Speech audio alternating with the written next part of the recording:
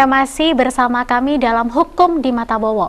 Nah, sebelum jeda tadi kita membahas tentang aturan untuk dapat mengatur pungutan-pungutan liar yang sekarang sudah mulai banyak kita temukan dapat dicakup oleh pemerintah. Artinya pemerintah dapat menindak tegas. Nah, seperti isi-isi dari aturan ini sebenarnya seperti apa sih, Cak Bowo? Ini kan aturan kan sudah saya jelaskan di dalam pasal 12. Pasal 12. Ya, setiap orang ya toh sebagai pegawai negeri ya, hubungan dengan pegawai negeri dengan jabatannya memungut sesuatu yang tidak ada hubungannya dengan aturan hukum, maka itulah merupakan perbuatan hukum.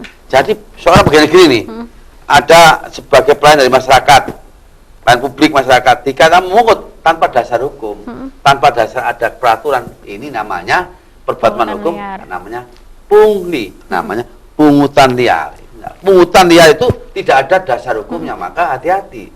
Jadi di dalam pungutan liar itu tidak ada hubungannya dengan klasifikasi, tidak ada hubungannya dengan ukuran. Siapa saja kena, hati-hati. Makanya jangan sampai memungut sesuatu tanpa adanya peraturan itu sendiri, ya? Atau adalah prosedur hukum, atau adalah berhubungan dengan apa ya, kalau saya undang-undang sih, gitu. Undang-undang atau aturan-aturan yang lain. Jadi undang-undang yang sudah diberikan pemerintah ini sebenarnya sudah cukup efektif untuk dapat menjerat pelaku-pelaku pungutan liar ini? Bagus undang-undangnya, tapi pelaksanaannya sing wes. Jadi cara memonitor agar pelaksana ini dapat sesuai dengan aturan yang seharusnya diterapkan itu seperti apa? Memonitornya, Cak? Sebetulnya dimonitor apapun bentuknya. Ini pun setiap ada peluang, ada uang, mesti pikiran jalan. Nah, ini yang berbahaya. Ada peluang, ada uang. Nah, oleh karena itu kalau kita bicara sebagai pegawai negeri, sebagai pejabat, sebagai penyelenggara, baik eksekutif, yudikatif, legislatif, ini kan sudah diatur di dalam aturan tentang masalah gaji, diaturan di tangan ada inisialnya, ada perumahannya dan lain-lainnya. Tunjangannya sudah banyak begitu ya. Nah, akhirnya apa? Masih kurang aja dikarenakan inilah namanya sifat sebagai manusia hingga ikhlas. Segala sesuatu yang mengerjakan ikhlas. Nah, ini berarti mengisi kemerdekaan. Kemerdekaan nggak diisi. Berarti kembali lagi ke individunya masing-masing ya, Cak ya? Nah, individu. Makanya kenapa ada sesuatu yang berhubungan, contohnya begini. Ada PR yang dulu adalah sudah pensiun, tapi pekerjaannya ditimpakan pada generasinya. Nah, ini kalau tidak ada generasinya, tidak didukung dengan suatu keikhlasan, dengan mental yang memang suatu mental benar-benar ya, mental itu ya. Mental nasionalis. Patriotis itu baru bisa. Tapi kalau ini hanyalah melepas ini, ganti ini, melepas ini. Generasi kapan ya, bosnya kapan bisanya korupsi itu akan bisa. Nah, oleh karena itu penting sekali ya setiap ya penyelenggara penegak hukum, baik polisi, jaksa, hakim atau pengacara sendiri, kalau bisa profesional lah. Jangan main sintut, kong kali kong, tutup mata, rogoh kantong. Tapi sekarang jangan dong. Pemerintah kita sudah memberikan tim cyber pungli. Cyber pungli ya toh, apa berani kalau pasien pungli, polisi menangkap polisi berani enggak? Paling polisi menangkap yang lainnya, instansi yang lainnya. Tapi polisi menangkap polisi itu baru namanya.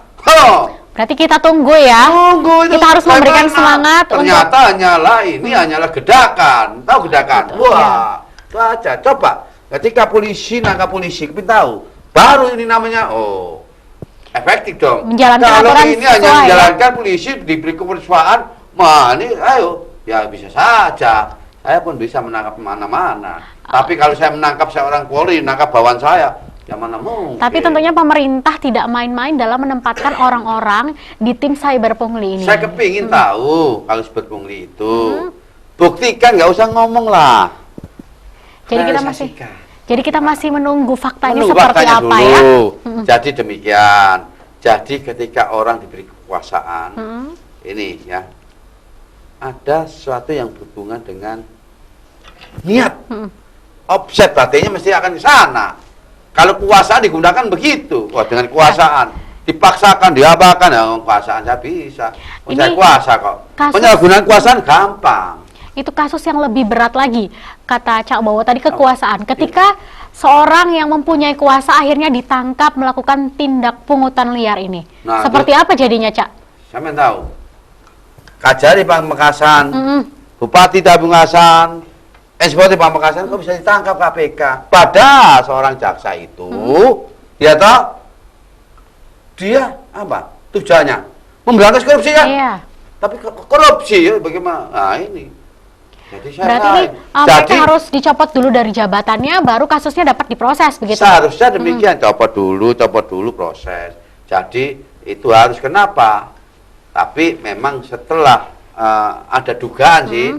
Tapi kalau OTT nggak dugaan. Kalau OTT masih Sudah, dugaan. iya. OTT makanya OTT itu memang KPK punya satu contoh seperti itu.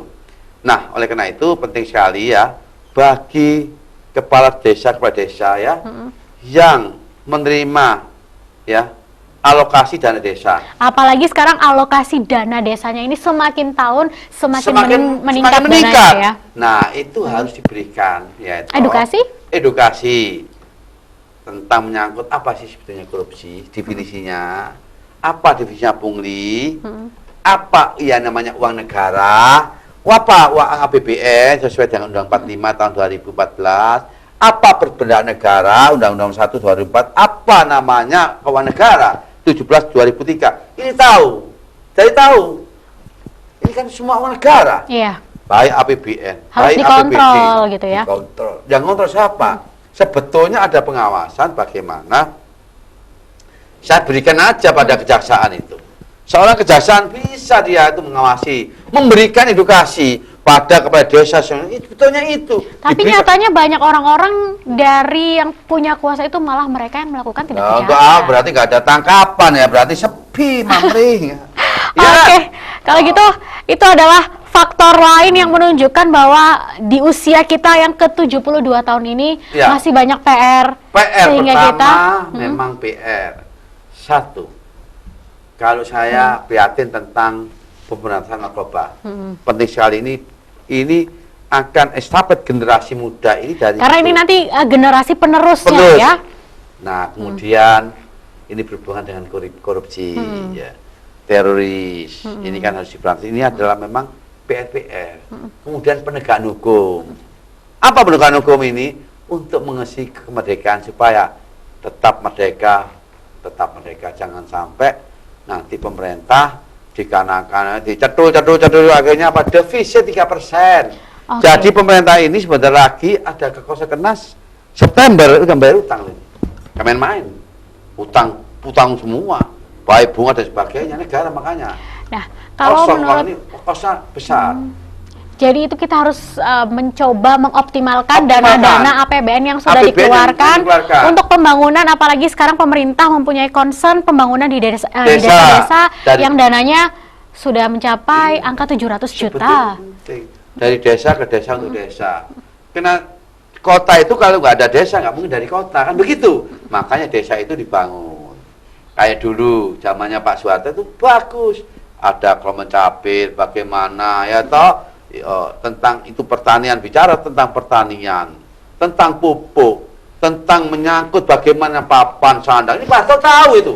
Nah itu sebetulnya kembali, sekarang saya baru melihat ketika kemerdekaan 72, waduh NKRI, ada Bhinneka Tunggal Ika, ada pakai, wah Madura pakai, wah baju-baju itu, berarti apa? Berarti ada apa ini?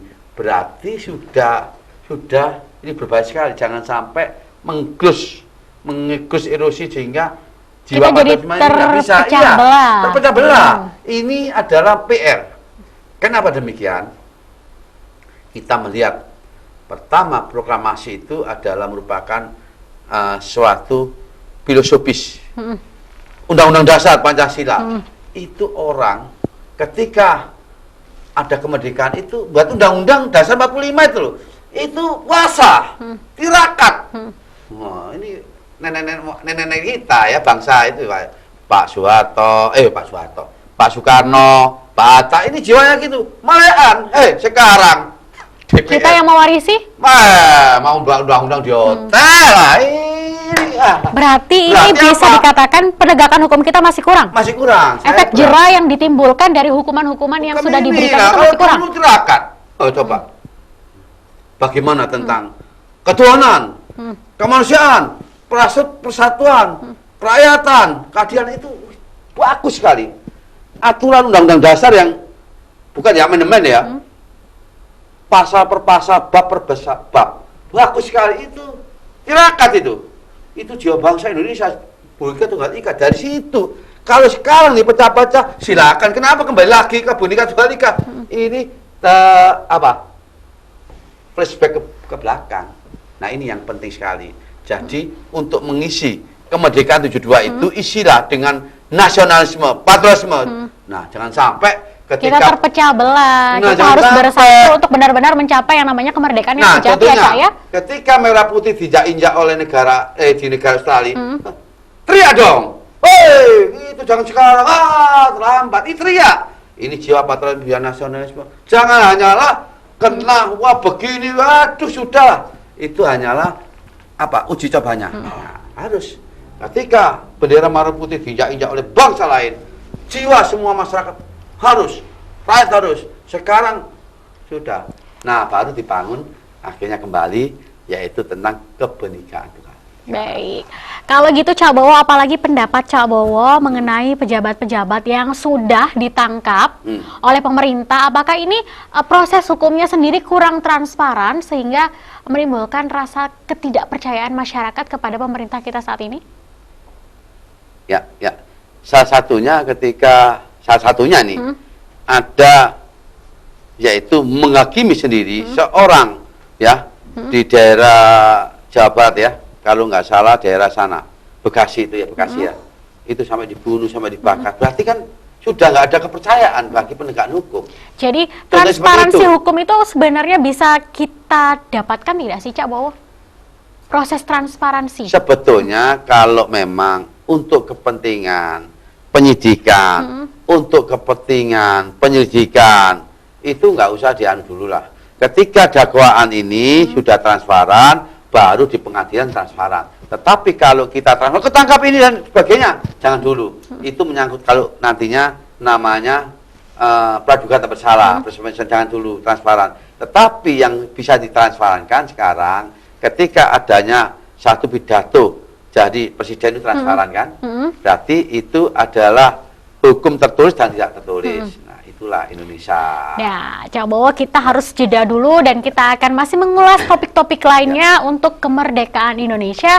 Tetaplah bersama kami di program Hukum di Mata Bowo.